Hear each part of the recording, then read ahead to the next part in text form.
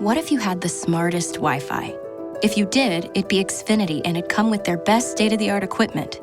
It would boost speeds to the devices that needed them most, whether you were streaming, gaming, or gaming while pretending to work.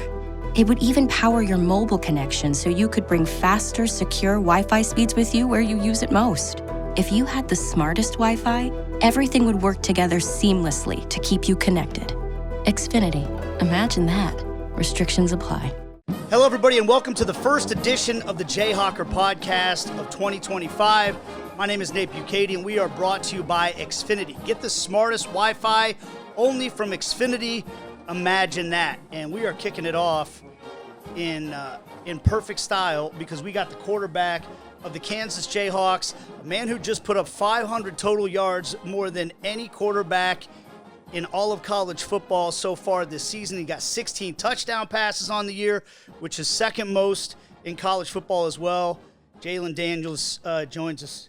How you doing, man? Thanks for joining us, man. Appreciate you. I'm doing great, man. Appreciate you for having me. Yeah, so I guess let's just start there. When you hear those type of numbers, what does that make you think? I mean, it's always good to be able to look at, numbers and stuff like that.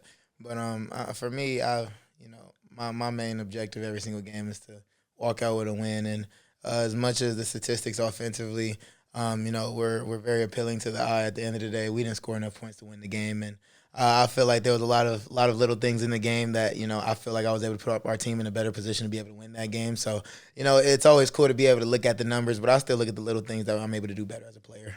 Okay, so when you evaluate a game like that, as you mentioned, you do a lot of great things, you do some things that you'd like to change.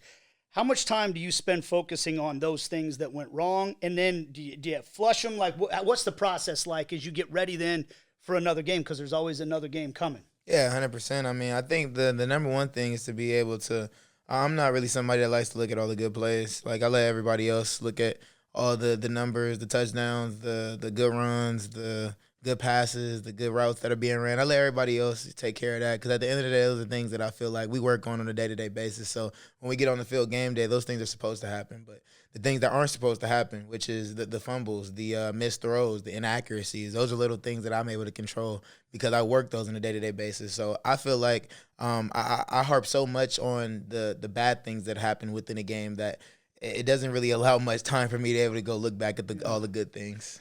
Man, I feel that, like, in my life when I'm calling a game, I dwell on the things I got wrong in the course of the game, and I can let it ruin my night, but yeah. I also don't want to let it hurt my self-confidence. Like, the next time I go out there, I got to believe I'm going to do the right thing. Yeah, how do you balance that? Well, I mean, it's a 24-hour rule. Even if we were to win that game, I would have been happy with the win, but at the end of the day, those 24 hours they're going to go by, and then you have to be on to the next opponent. We believe in having a 1-0 mentality so much in this program that it doesn't allow for any room to be able to think about the last game, whether it's a win or a loss. You're 5 years into this program now, too, so you know this, the ethos of the program, what it's all about. And I wanted to talk to you about that because it's really a rare thing in modern college athletics for a coach and a quarterback to spend 5 years together. Yeah. Particularly one that didn't recruit you, right? Like, you came before Coach Leipold got here. How would you describe that relationship and how it's evolved over these 5 years? I mean, I think there's a big trust factor between me and Coach Leipold. I mean, there was a lot of times where, a lot of outside people thought that I probably shouldn't have been still playing quarterback here at the University of Kansas. But one thing I'll say with Coach Leipold is no matter how good or how bad I'm doing, he always 100% has had faith in me. And that's something that I look at that and I'm like, okay, as long as he continues to trust in me, I'm going to continue to trust in him. It's all about being able to believe in the process. And that's just something that, within our program, we believe in focusing on the 1% better daily. So I when things aren't going wrong, when things aren't going right, I can be as hard on myself as I want. Because at the end of the day, I don't want anybody to be a worse critic on me than myself. I feel like I should be my worst critic. When I'm doing something wrong, everybody can say whatever they want to say. But at the end of the day, I'm on myself. Even if it's a completion, it could be an inaccurate pass. The receiver made a great catch. At the end of the day, you might see me clap my hands like, dang, I could have gave him a better ball. If I would have gave him this ball, he probably could still be running, going for a 60-yard touchdown. So that is that the main reason that you've stayed the trust that you're talking about with Coach Leipold? Yeah, I mean, 100%. And I think it's a culture thing. You know, I know what I'm getting here at the University of Kansas. I know my coaching staff. I know the players that are here who I've gotten the chance to be able to see grow from true freshmen to now seniors. I mean, it's all about being able to, help build the program. At the end of the day, my class, which is class of 2020, who came to the University of Kansas, our main objective was to be able to help do everything that we can to be able to help build this program into what we know it could be.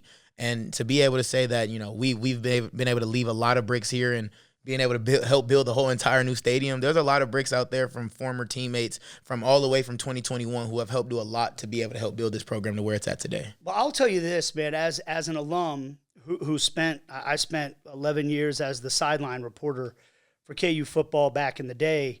I got to come to the first game with the new stadium. Mm-hmm. It was an emotional feeling, because this stadium, I love the setting. It's a beautiful place, but it was never. It's been a long time coming, right? To have a building like this, to make it feel like this is big time college athletics. Absolutely, and it feels that way now.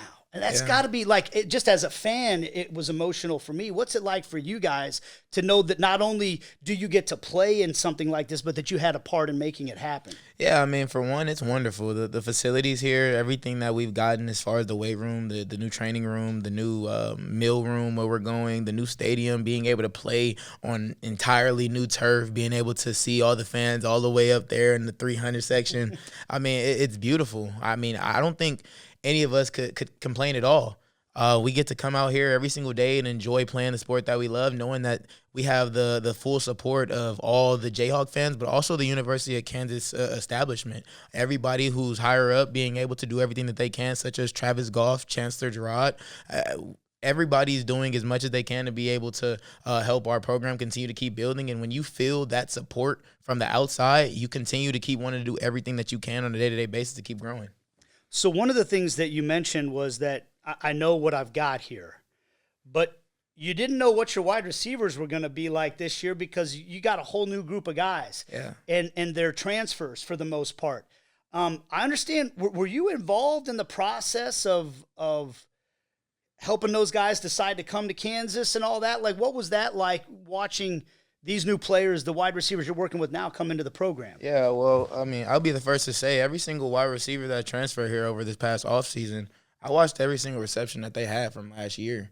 And some of them, their whole entire college careers. I got the chance to be able to sit down and watch every single time that they were on the field, what they were doing pass blocking wise, how they were running their routes, how they do this, how they were able to beat man-on-man coverage. I mean, I did play a role in, especially when they came on their visits. I would tell the coaches, allow me to be able to be with these players, because at the end of the day, the wide receivers are coming here to be able to, they want to score touchdowns. They want to be able to have a quarterback that's able to throw them the ball. And at the end of the day, you can only lead people as far as they trust you. So when we're talking about all these receivers that transfer here, I watched all of them play at their former schools before they got here. And I don't know if they know that, but I knew a lot of their capabilities and what they were able to do before they got here. So when they got here, it was all about being able to mix and match within the offensive system. And then did you take some of them to California to work out as 100%, well? 100%, yeah.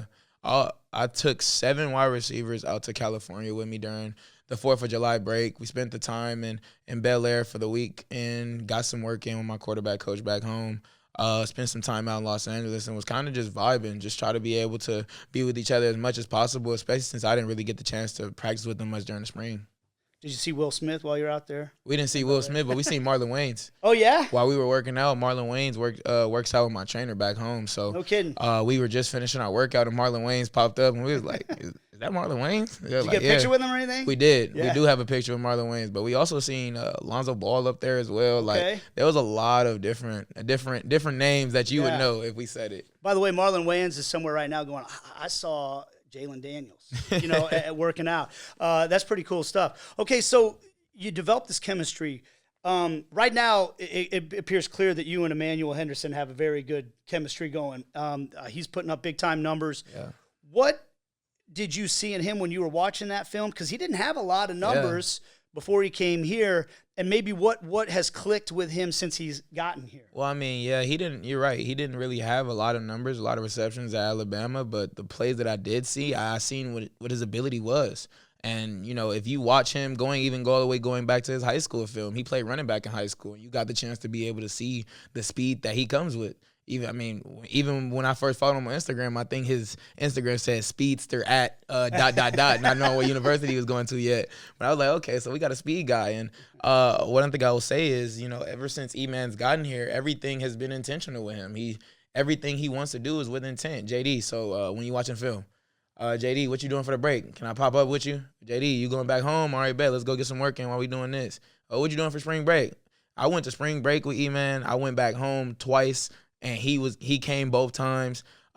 Every time I'm trying to get some extra work in, he's always there. Even when we're talking about hanging out outside the facility, like E-Man has been on top of everything, trying to do everything that he could during the offseason to make sure that our bond was able to become closer together. And I think it just kind of shows out on the field. Yeah, I was going to say, can you think of an example or just a way that we hear that about great quarterback and pass catcher, tandems. You see Travis Kelce and Patrick Mahomes together everywhere they go, yeah. Right? Like, do you feel like you're starting to get that mental telepathy with him when you know what each other's thinking on the field? Yeah, at the end of the day, it's kind of like, I not even just for E-Man, I believe that if my wide receivers are in one-on-one coverage, they know that you have to win.